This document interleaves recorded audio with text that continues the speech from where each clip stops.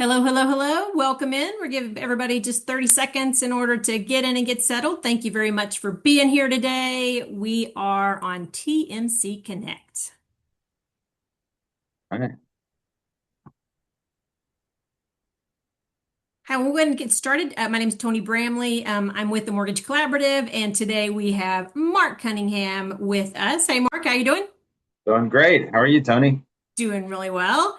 Mark is going to talk about six systems, 12 handoffs, 15 post-it notes until now. He's going to give you a sneak peek into the new relay. Um, so a little bit of house cleaning. You are on mute, but please, we want this to be interactive. So drop your questions in the chat or the Q&A, and we will take those at the end of the presentation. You will get a copy of the recording afterwards with a follow-up email. And Mark, you want to share your deck with them for the follow-up as well? Sure, absolutely. Okay. All right. So we'll connect that with the email after the fact. So without further ado, I feel like I need a drum roll or a guitar, like some sort of anyway, I'm gonna turn it over to Mark. All right. Thank you, Tony. Thank Well, you. thank you everyone for joining us today. We'll try to make it, a discussion like Tony mentioned, and really excited to do this for you guys and talk to you about some new things we have coming out. Also, I'm definitely not talking about six systems, 12 handoffs, 15 posted notes. It's just expression to get your attention. But I think that all of us have felt that, if we're working in the business or if you're in management on top of the business, and whichever stakeholder side you might be on. So why don't we go ahead and kick things off? So the reason we use this attention getter is, and I'll jump right into the problem, but there was some statements across many software verticals, many business verticals about why AI was not that much of a lift in 2025. With that said, I will say the latest large language models have dramatically improved since October. There's been you may have heard of some of the releases coming out, but you've got a new Claude that's released. ChatGPT just released a new version, and they are very impactful for their ability to comprehend cognitively and actually put together code and working application. But anyways, just in looking back, getting adoption, why is it so hard to get the AI in or to feel the lift, for the users? And one of the things that I like to start off talking about is that if we look at a mortgage assembly line, and let's say we're talking about the moment at which it enters into processing. So I'm not so much talking about the top of the funnel where the CRM is, but if we're looking at when an application comes into at the start of a loan processing file into your LOS. We've got application processing, underwriting, closing, funding, post closing, and secondary, just kind of a high level. And there's already tech that you guys probably have or that you've seen, or worked with, depending on which companies you've worked at. And the challenge is that, what many verticals claimed and what we saw by visiting with a lot of our clients is that much of the underlying technology workflows and even the human participation workflows are still fragmented. And when you're trying to put in new technology to a platform of systems, and it's not anyone's particular fault, it's just how things were built over time. You have to almost make sure you're addressing the underlying tech as well. So that's going to be a central point of some of the theme we'll talk about today. And just to give an example on this, you'll see there's these little fragmented or broken chains. And what this is meant to represent is if your, let's say, processor is working through a file, and let's say something comes into the LOS or the POS to your LOS, and maybe it's a form of documentation to validate the loan. It could be homeowners insurance documentation. Maybe something's incorrect on that. So if you say a document is incorrect, or even as something as simple as a driver's license, let's say that it might be expired, or maybe the application doesn't match to the correct name or something along those lines. What are all the steps then that the human has to do once maybe even an automated system has looked at that? Now you have to get another piece of evidence. So if we look at some systems, that might include, for example, just in that one document, a processor or an LOA has to go into their system, grab a template, sometimes manually put that information into the template. Then they have to send it out, but the borrower, and maybe the POS tries to help with that, but a lot of times people don't respond to email, so the borrowers are busy, and I'm a guilty culprit of not returning, fast enough sometimes. And so it then takes a phone call or text from that processor or LOA or loan officer to have to go and fetch that document just to bring it back in to do it all over again and make sure it's right. And that's just one of those chains. There could be potentially as many as 40 chains, similar to that, on a single file. Now, not every file has that many, but let's just say that that's the case. So that the way that gets done today is a combination of some automation and a combination of maybe the way Jimmy's been doing it for 20 years and has never changed the process or doesn't even know that there's certain automations or new tech in, or there's just resistance to change to where a person has their own way of putting a file through the system to make sure that they feel in their mind that it was good. And that's great from an employee loyalty perspective, but we can never get scale that way, right? We have to get scale. We have to find a way to do that. So that's really where the underlying broken tech is at. We can extenuate that even further if we look down, the actual life cycle. Go. I don't know. Oh, sorry. If we look at the loan life cycle, meaning the companies that go past once you've sold the loan into your aggregators, or if you're wholesaling, ancillary would be a title, which is while you're building the file, servicers, capital markets, and so on. They have these same challenges too, where there's a lot of human interaction to pick up the fragments, really. And same thing in the tech. So it's not that the tech is bad, it's just that we've built systems from 20 years ago, and we've continued to try to improve and automate with the legacy technologies that was available, which is either robotic process RPA, robotic processing automation, maybe machine learning, which is only useful for certain scenarios. It doesn't solve what the agentic AI does. So maybe there's some of that from the past, but now when we're trying to combine LLMs and agentic, this is where some of those gaps are in putting in new technology. So, how can we start to, we talked about an example. If we talk about what we believe lenders really want to have, they really want to have a great just core tech system that they can scale with without just throwing a ton of humans at every time the market pops. I mean, we always need to hire, and we want to keep great people. People would make this business go around. But it becomes very chaotic in these cycles, correct? So the goal to that is to try and create bandwidth and window for when those happen in your core tech stack. And in order to stay and keep your people processing in your core tech stack, the first thing is that we need to be any tech that's in there in our product. We want to make sure that we are embedded into your technology, either through the API or through webhooks or what have you. So our technology works directly in where that's accessible to embedded LOS. And the core tech stack, just to define that, is POS, LOS, pricing engine. There's other systems that are very necessary too. Of course, you want a tech stack that can integrate, out there to everything, but we are looking to be embedded into that system as it functions.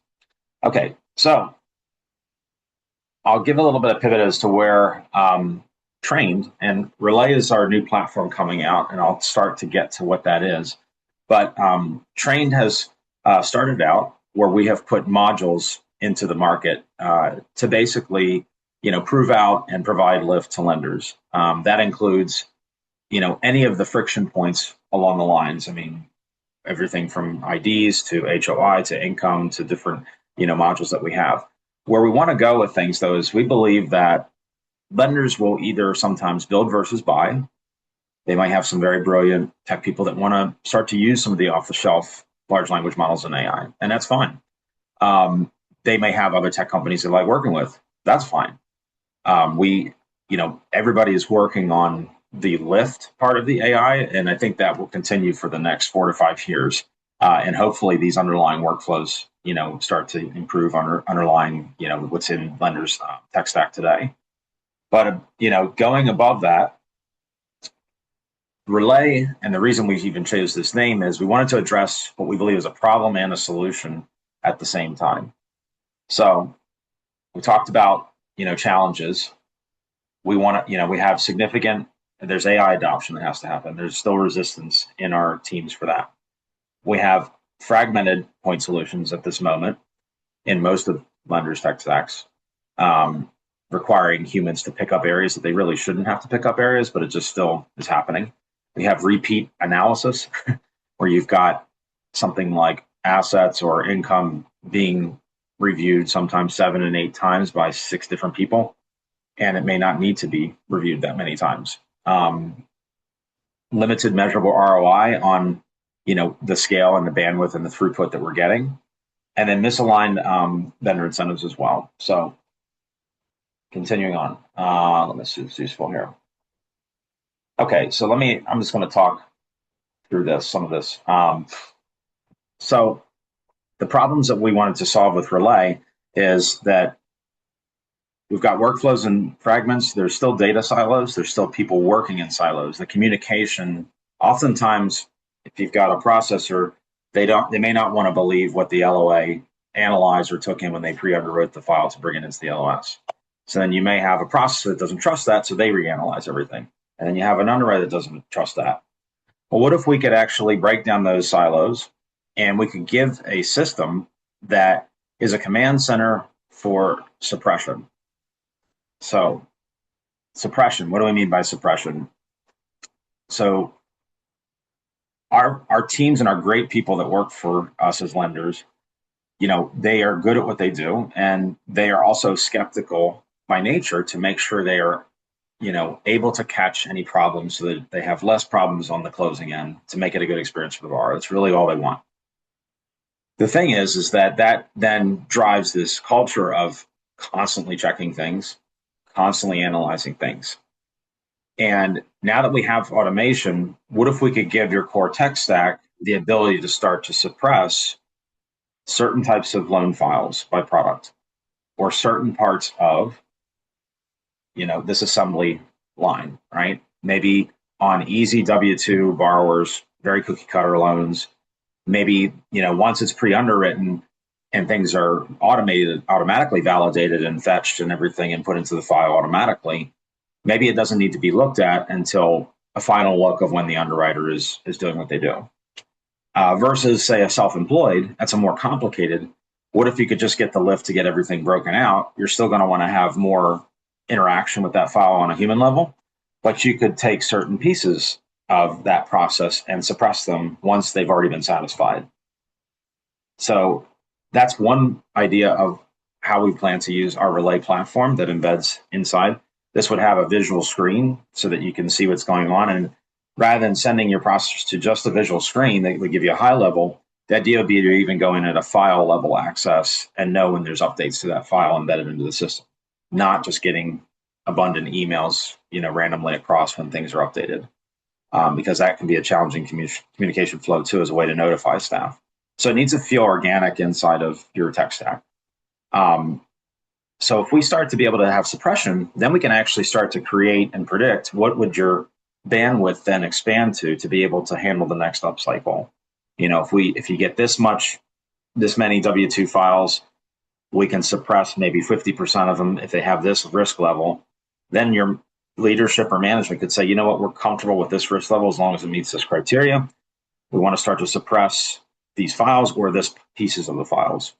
And then let's measure the ROI. And then another thing is, what if something happens in the file that should unsuppress that file to have attention on it? Well, that needs to be caught as well. So we always had loan monitoring, and we're elevating that into our platform as well. So with the monitoring, if something does come up that could be potentially of changed circumstance, it could be something that just requires more needed necessary docs, whatever that might be, how can we automate that follow-up and go fetch and adjustment and bring that up to top central so that any of the stakeholders, whether it's middle management, leadership, or user, could see that in Relay or in the file itself. And so bringing that transparency and that continuum is what breaks down those silos of data and the silos of people working together. And then lastly, you don't want to fight any system that goes in. You don't want to fight with the underwriters. When an underwriter is given a file, they should be able to know that it's time to use their skill sets to do what they do best. And that is to audit really the file.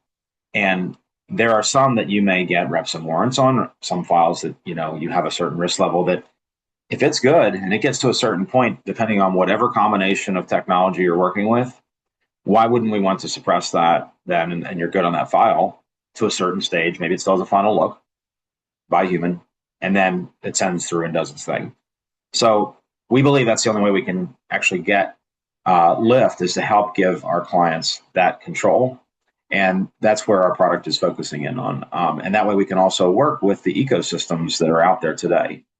Now, as far as a go to market on this, one of the things we have to do, and we're almost doing a two-phase audit assessment of solutioning when we go. It really starts at the process that we start talking to a prospect or a lender. The first thing we're looking for as we solution in, and with the users, middle management, and C-suite, is we want to know, first of all, what would be the best inception point for a system like ours? And we have our modules, which are some of the other things I had mentioned around the assembly line, ID, income, assets, to trailing docs, to all those types of things. All these things you would think of that could be validated. But then what are the modules you might want first? What are we going to map to? What are your current general workflows around how that could fit in, and as well as wrapping into our Relay Central, which is the platform. That's phase one. The phase, that let's say that gets a 3 to 4x ROI, on files that can give lift to. There's still that underlying, once again, broken technology, or at least something of technology. It may not be fully broken. It's just that it's got human lift in it that you're trying to solve for. We want to solution that at the same time and create a phase two solutioning where maybe you have an internal IT services, maybe you have you've worked with any of the number of companies that come in and help with implementing an LOS or have built automations. We're happy to work with them. And we try to solution and identify where some of those fragments and workflows could be. But in a phase two, even if it means coming out and visiting with the client at their corporate headquarters to see how both the human, activity behavior is versus the technology workflows, that's a very necessary step to maximize your ROI. And, I think most lenders understand they've got room for efficiency in these areas. We have had scenarios where we put in great tech and part of the organization loves what we do. It's been on, for example, on the HOI and the monitoring of that and the adjustment of that.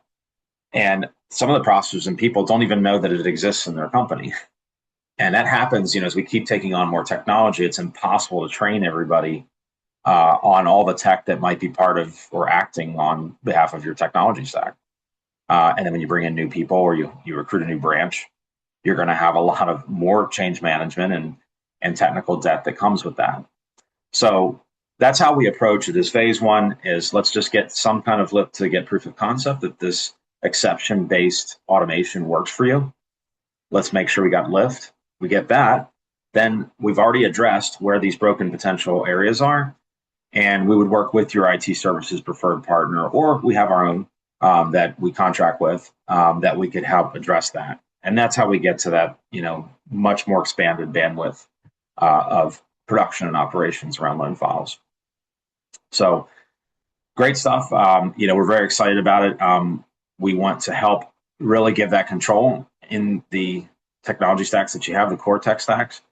And, that also makes us agnostic because as long as you're choosing an LOS that has accessibility to bring in whatever integrations you need to scale your business, we embed to that. So, you can take us with us. If you have, I think a lot of lenders are starting to consider and look at, how can we create our own internal agent to be able to record and create a knowledge base around your own overlays of how you do business, how you underwrite, how you treat certain files, what you do in certain scenarios, and bring that with you, that intelligence in whatever agent you might be using or an ecosystem to store that. You may want to bring that with you whenever you would switch technology, right? So if we're embedded and we can be part of that, we want to be part of that learning as well that you may, you're using in the way you built your business. So, anyways, that's where the agnostic part comes in at. Lastly, I'll share a concept. We talked. There's a slide on here I've skimmed through, but we talked about parallel processing architecture, and I think this is really interesting. I know some companies are thinking about this, but personally, I've been studying with as many subject matter experts as I can find. Um, every every system and everything I can find out about this loan life cycle. So when we start to go down, from origination to secondary to QC to due diligence to servicing capital markets, and then eventually to the asset-backed finance and MSR buyers in capital markets. Um, what are those friction points? What should they be getting in parallel time?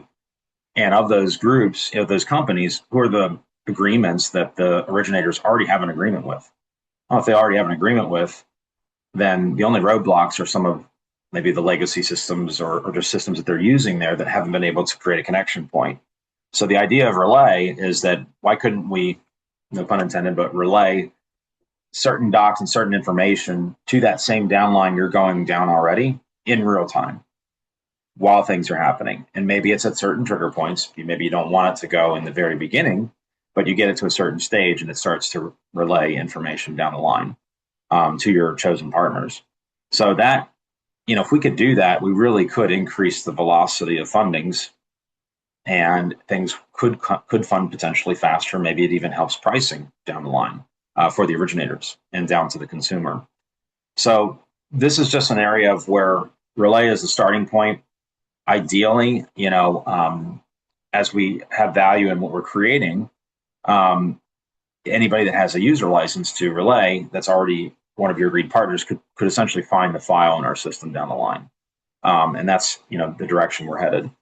So anyways, I'm not sure if we have any questions. I do see we have a couple questions, and I've been talking like straight through. So let me check the questions real quick and see if I can answer anybody. I think most of the stuff that I dropped in just a couple of things, Mark. So I don't see any questions, but now's the time. Okay. If you have a question for Mark, Yeah. please drop it in now.